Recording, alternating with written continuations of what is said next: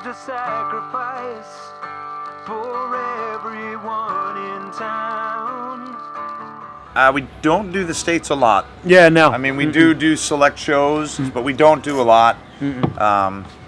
Mostly because it's really hard to get in a van and go.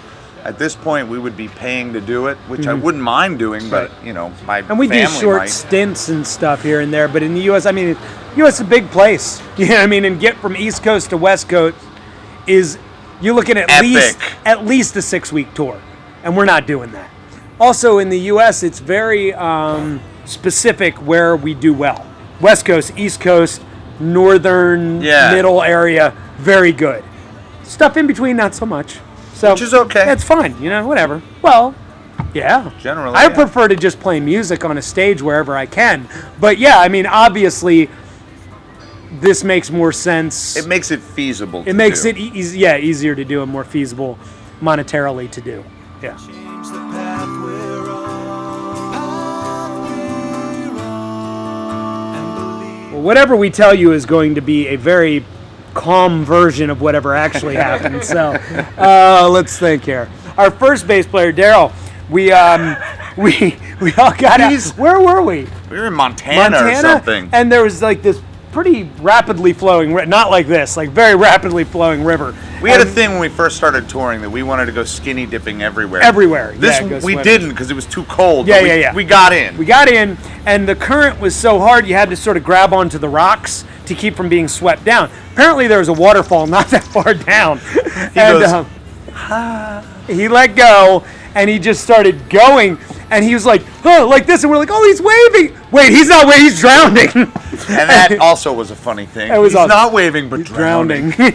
And so then these people in a canoe had to jump out and save him before he hit the waterfall. He was like this big. There was he was gone. He was fucked. Like if there wasn't somebody else, we couldn't have saved. There was like, well, no way, nothing we can do. He's dead. He's gone. See you, buddy. Nothing we can do.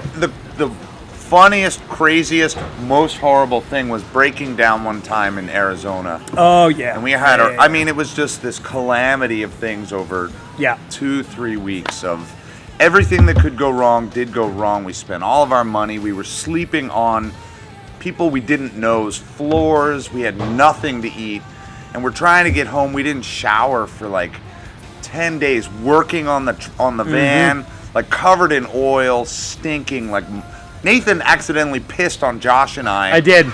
It was like you know, we're really working on the van. He goes uphill. It comes down. I couldn't get worse. Yeah. Literally the last day we went into a restaurant, I had no idea how bad we smelled. Yeah. Covered in oil, weeks of oil.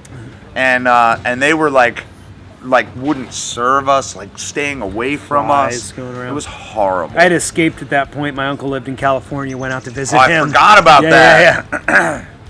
I had not escaped.